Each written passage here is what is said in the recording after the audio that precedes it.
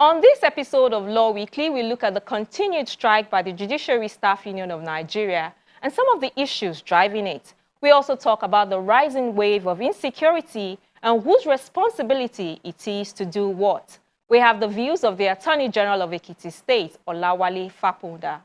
Also showing on the program, the Nigerian Bar Association Oka branch holds its 25th Law Week with a look at the topic, Legal Profession in a Lawless Society, Rediscovering Law as a Tool of Social Change, plus our weekly recap of some of the top legal stories in the news. Hello and welcome to the program. I'm Shola Sheyeli.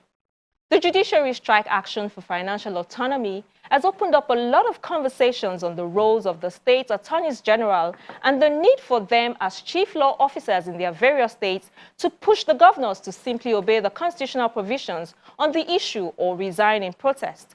I have the views of the Attorney General of Ekiti State on the issue. Well, let's be clear. None of the 36 state governors have anything against judicial autonomy. I think the Nigerian Governors Forum has made that very clear. And your governor in is our chairman. state, absolutely. In Ekiti State, we believe that an independent judiciary is not just a law and justice issue. It also goes to the root of our economy. So there is no dispute about judicial autonomy.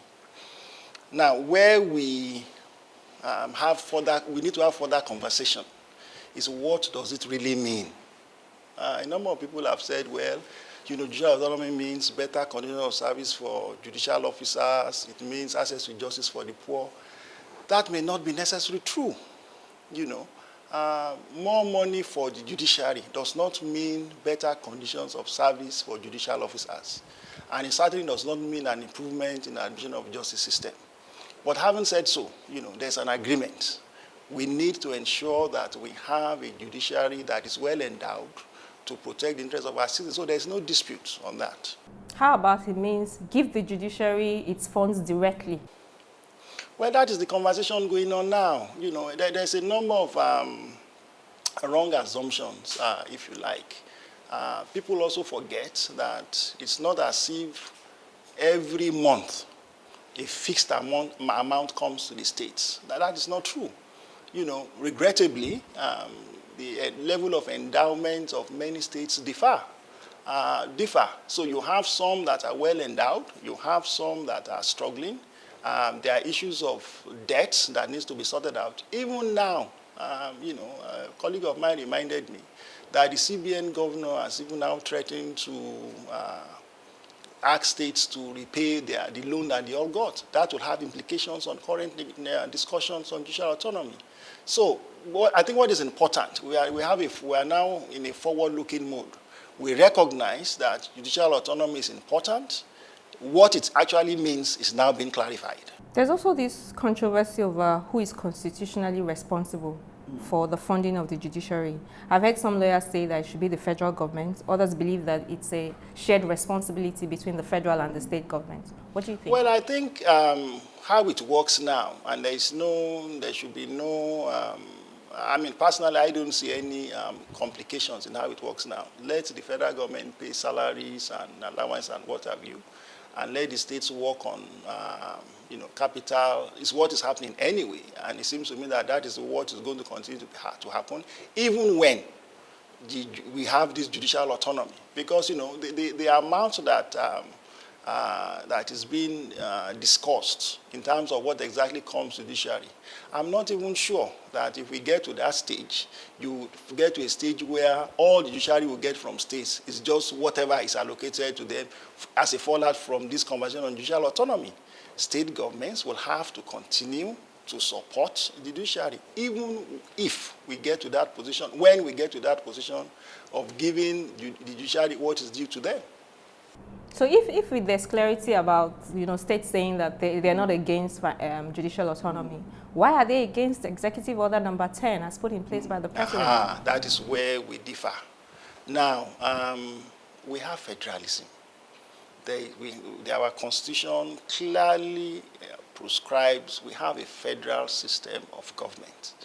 To have an order that directs the Accountant General to deduct at source monies coming to the state, in our view, largely infringes on our federal nature.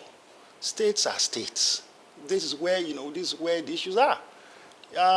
We have cooperative federalism, but even cooperative federalism should not get to the stage where we now have, federal government now saying, okay, I'm going to tell you how to spend your money in the states, and where we don't agree, I'll take the money and do what I think you should do with the money. That would be an abuse of our federal system. Last week on this show, I had one of your colleagues, Dr. Muiz Banire, Senior Advocate of Nigeria, on the show. He blamed the state's attorney general for the stalemate that we are seeing with the Johnson strike. According to him, they are the chief law officers of the state, and they should be advising their state governors to obey the Constitution, just to obey the Constitution. And that where the attorneys general are not doing this, if the governors fail to listen, the attorney general should resign. If a state governor changes like 3, 4, 5 attorneys general, then the state governor will sit up. But that where the attorneys general do not advise their state governors to obey the Constitution, then the NBA should move against such an attorney general with a view to getting him disbarred and sanctioned. Do you think that's a fair conclusion? It's an academic conversation. For the purpose of the present Johnson strike, I don't know one single attorney general in this country that is not 100% in support of judicial autonomy. Now, I have said that where we have taken the conversation further is in the area of what it means in concrete terms. It certainly does not mean improvement in the conditions of service of judicial officers. When people say the federal government has even done what they should do and it's just left for the states, that may not be actually correct. Don't forget that salaries and allowances of public officers have been revised more than 10 times in this country. The salaries of judicial officers probably once or twice. So some of our judges today even suffer some of the worst conditions of public service. So for a number of us, what we are saying is that rather than just have this limited conversation, this is an opportunity to have a broad conversation. When we talk about judicial autonomy, what does it mean? Does it include looking at the salaries and allowance of judicial officers? Does it across board, whether a state high court, court of appeal, Supreme Court? There is a misconception that when you get to the court of appeal or Supreme Court, it's fine, life becomes easier. That may not exactly be true. Some of the court of appeal justices, our Supreme Court justices in this country, struggle with their conditions of service. So in my view, we think that, rather than have a limited conversation about the Naira and Kobo, we should have a broader conversation. What can we have, when we talk about, this is an opportunity to reform the entire system. Yes, let us strengthen the infrastructure of the judiciary, but at the same time, let us also improve the conditions of service of judicial officers. What is the point? If you have first-class courts and they drive in Prado Jeeps or the luxurious cars and they live in, well-furnished government houses, if they don't, at the end of the day, have appropriate conditions of service, if they cannot confidently look forward to retirement, what are we talking about judicial autonomy? Who do you think should be driving these conversations? The federal government. At the level of the states, we are driving it. Now, in fairness to the federal government, there was a committee that was established, the apartheid committee on the review of judicial salaries and allowances. Solicitor General of the Federation. I was a member of that committee, and we made far-reaching recommendations. Regrettably, that report is also yet to be implemented. Let's move away from issues of the strike to some other topical issue. The Minister of Information, Alhaji Lai Mohammed, recently said kidnapping and other crimes committed by bandits can only be tried by the state attorney generals, and he blamed them for the slow prosecution of these crimes. What is your reaction? Are they federal offenses or state offenses? Well, it doesn't matter. For as far as the average Nigerian is concerned, what they require, what we desire, is that persons who commit offenses should be promptly arrested, investigated, prosecuted speedily. The reason kidnapping, unfortunately, and all sorts of grievous crime have to, regrettably, take a cue from the already existing crimes, because we have a criminal justice system that is still struggling. For years, persons like me across board have campaigned that, we really need to look at this, our criminal justice system, and ask ourselves whether it's working in the interest of justice. Now, we have to ask ourselves whether it's working in the interest of security, our collective security. Do we have issues with police? Absolutely. Do we have issues with police investigation? Absolutely. Do we have problems with this process itself, from arraignment to prosecution to conviction? Absolutely. So, we are yet to get to that stage again where we've not yet had a broad conversation. What kind of criminal justice system do we really want for this country? And we are not there yet. The courts are on strike. But what is the Ministry of Justice doing now? I heard some lawyers say that with the congestion in our prisons, this is the time for magistrates, state attorneys general, the CJs, to be visiting the courts with a view to reducing the awaiting trial. In Ekiti State, we have commenced that process. The Chief Judge of the state has graciously nominated a couple of magistrates to visit police stations. The purpose of that is to decongest police cells. So that is already happening, and I know that in a number of states that is also happening. What we also need to do, which is something we all agree now, is to refocus our attention on virtual court hearings. Now, gladly, the Supreme Court has set the tone by delivering its judgments now virtually. I understand that the Court of Appeal sitting at Ekiti has also given an indication that from next week it will deliver a number of judgments virtually. So we need to learn from that. So the conversation we are going to be having in Ekiti certainly is to ask our judges to look at what is happening in the Supreme Court, to look at what is happening in the Court of Appeal, and see whether this is not the time to start, following suit. I also wanted to talk about the case that the Ekiti state government instituted against the police, discrimination, the Inspector General. I think this is the first time that we're having a state sue an Inspector General of Police over discrimination in the police force against the female officers.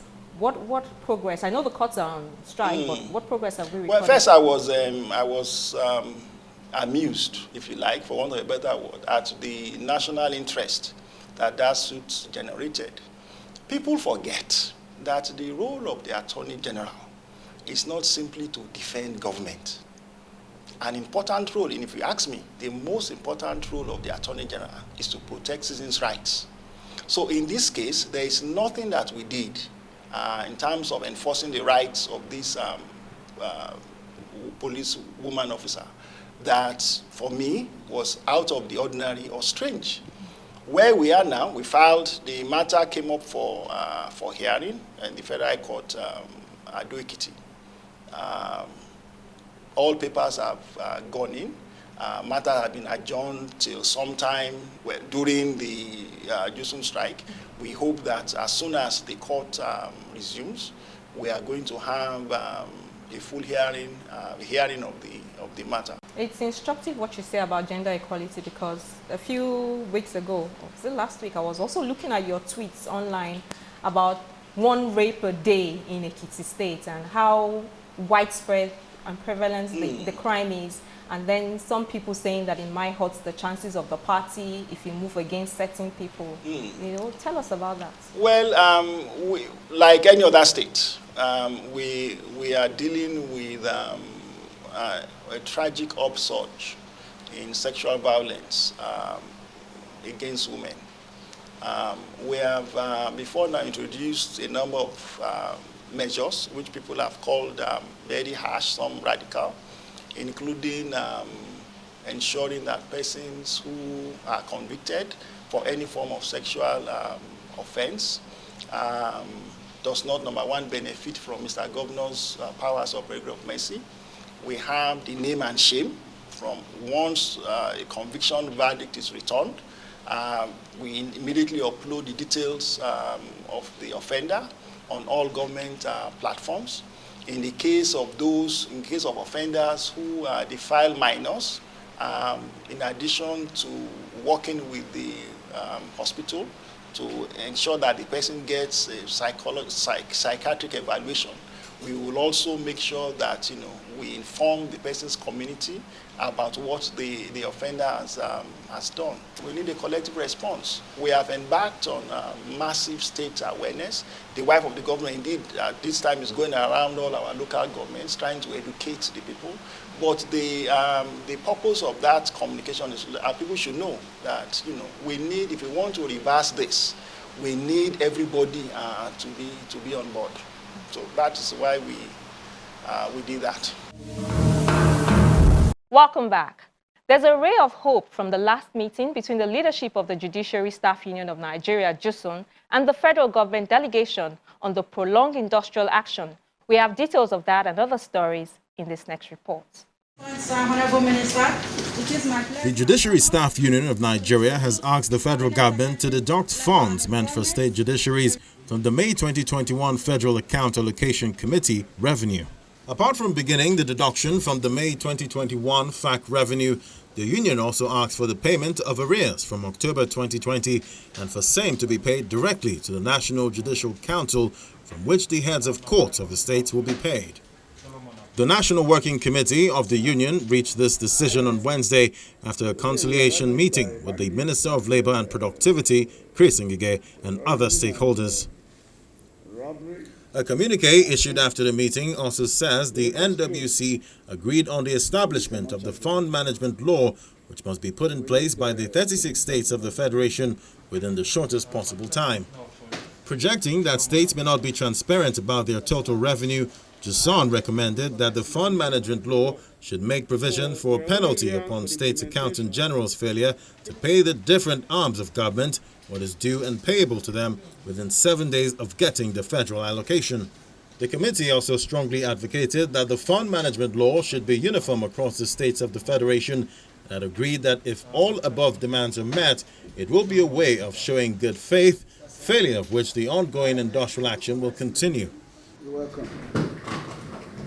On May 22, 2020, President Muhammadu Buhari signed into law an executive order which made it mandatory for all states to include the allocations of both the legislature and the judiciary in first-line charge of their budgets. Away from the strike, in other stories, the Attorney General of the Federation and Minister of Justice, Abubakar Malami, says the suit instituted by former Governor of Delta State, James Ibori, against the UK is delaying the repatriation of additional looted funds worth more than £80 million. The UK had committed to returning a £4.2 million loot recovered from Mr. Ibori and his associates to Nigeria, and the minister had told Nigerians that the recovered loot will be used to fund 3 infrastructure projects: the Lagos-Ibadan Expressway, the Abuja-Kano Expressway, and the second Niger Bridge. A statement from Dr. Omar Gwandu, an aide to the AGF, says the money to be recovered from former governor is more than the £4.2 million, and if the litigation continues, it may hamper the successful recovery of other funds. Apart from the AGF, other law enforcement agencies of the government have also been busy. The chairman of the Economic and Financial Crimes Commission, Abdul Rashid Bawa, has said $153 million and over 80 properties have been recovered from a former Minister of Petroleum Resources, Daizani Alison Madueke. Mr. Bawa said the 80 properties recovered from Mrs. Alison Madueke were worth about $80 million. The EFCC boss made the disclosure in an interview in the April edition of the Commission's magazine, EFCC Alert. Until his appointment as the EFCC chair in February 2021, Mr. Bawa headed the Commission's investigative team, set up to probe the broad corruption cases involving the former minister, associates, and their interests. Mrs. Alison Madueke, who was believed to have escaped to the United Kingdom and remained there after her exit from public office, ran the Petroleum Ministry, which superintends over the opaque Nigerian National Petroleum Corporation between 2010 and 2015 under the administration of former President Goodluck Jonathan. The EFCC appears to be finding it hard to bring her back to Nigeria to face pending charges against her.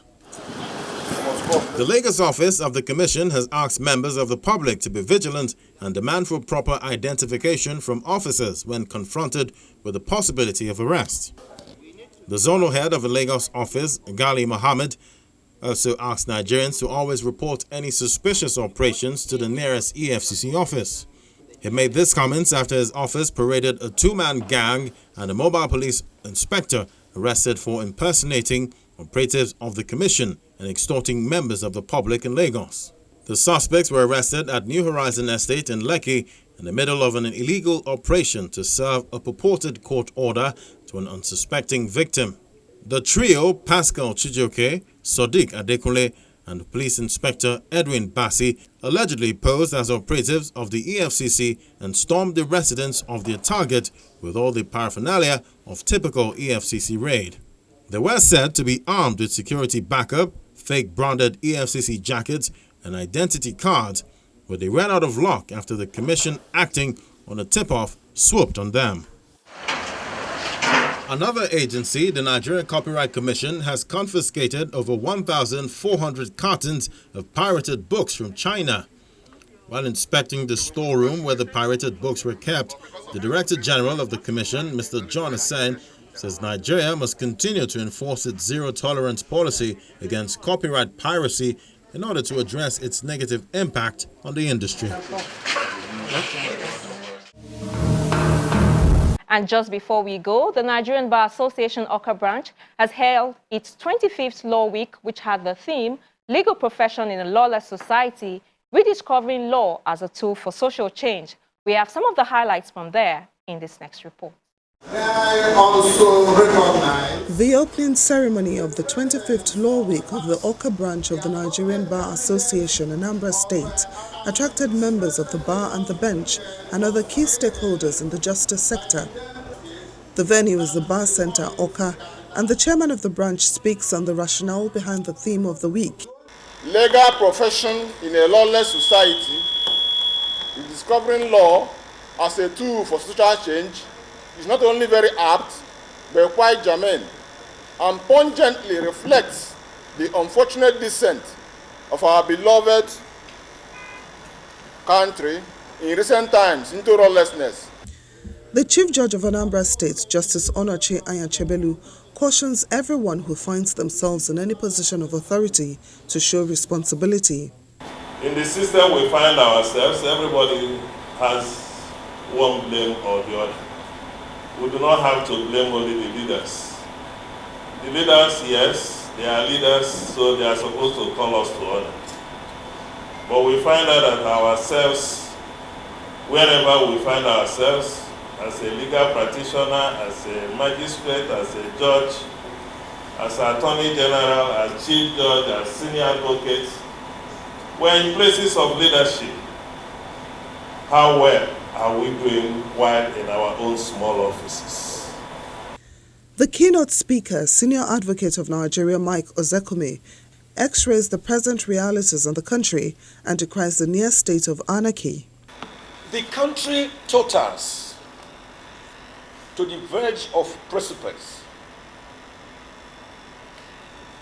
There seems to be no light at the end of the tunnel, because the very man in whom Nigerians imbued their trust and confidence, the president, is missing in action. No Nigerian has seen Mr. President address us since the end-SARS crisis of October last year, when he was forced to address us. He also urges the state governors to obey the Constitution and implement financial autonomy. The Law Week of the Oka branch of the NBA is a week-long program and an annual event examining critical issues relating to the justice system and humanity as a whole. It often serves as a means of pricking the conscience of the leadership and the followership on upholding the rule of law. And that's the program this week. Don't forget that you can find these and past episodes of the program on our YouTube page. I'm Shola Shaylee. Thank you for watching and see you next week.